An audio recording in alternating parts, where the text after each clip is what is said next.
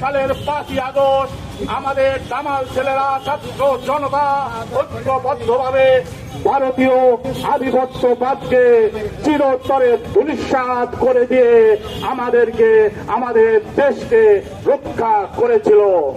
কিন্তু অত্যন্ত দুঃখের বিষয়, আজকেও দেখলাম জাতীয় পার্টি বলেছে ক্লিন ইমেজের আওয়ামী প্রার্থীদের তারা মনোনয়ন দেবে।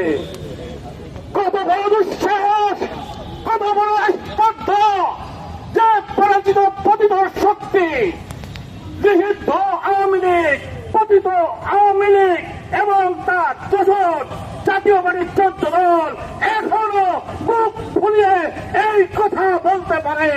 আমি জুলাই বিপ্লবী হিসাবে স্পষ্ট ভাবে বলতে চাই, তাদের কোনোভাবে এই দেশে রাজনীতি করতে দেয়া হবে না, হবে না, হবে না।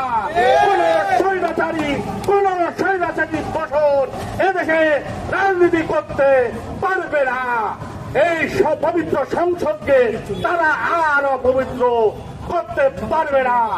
এদেশে তারাই রাজনীতি করবে যারা নিজেদেরকে বাংলাদেশী হিসাবে নিজেদেরকে পরিচয় দিতে গর্ববোধ করবে।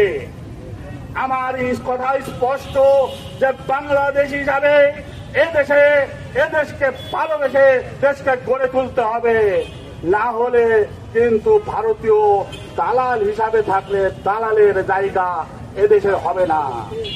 তুমি কে, আমি কে, বাংলাদেশি, বাংলাদেশি, তোমার আমার পরিচয় কি? বাংলাদেশি, বাংলাদেশি।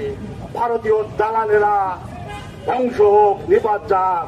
ভারতীয় আধিপত্যবাদ ধ্বংস হোক, নিপাত যাক। বাংলাদেশ জিন্দাবাদ, ইনকিলাব জিন্দাবাদ।